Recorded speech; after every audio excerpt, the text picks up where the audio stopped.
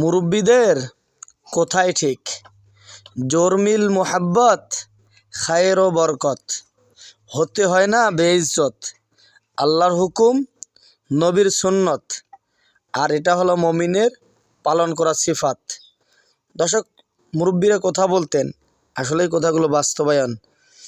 যে গ্রামের প্রবাদে বলতে হয়, 10-এর লাঠি 1-এর বোঝা, মানে 10 জনে যদি কাজটা করি একটু একটু করলে হয়ে যায়, কিন্তু বেশিক্ষণের করার প্রয়োজন হয় না। তেমনই ছাত্ররা দেখেন কাজ করতেছে, সবাই মিলে 2টা একটা করে খড়ি নিয়ে যাচ্ছে মোহাব্বতের খাতিরে। আলহামদুলিল্লাহ, কত সুন্দর কাজ চলছে। তো দর্শক শ্রোতা, ভিডিওটা ভালো লাগলে অবশ্যই লাইক কমেন্ট শেয়ার করতে ভুলবেন না। এবং মুরব্বীদের এই যে প্রবাদটা রয়েছে, এই প্রবাদ সম্পর্কে আপনার কি মতামত অবশ্যই কমেন্ট বক্সে জানাবেন। আসসালামু আলাইকুম ওয়া রাহমাতুল্লাহি ওয়া বারাকাতুহু।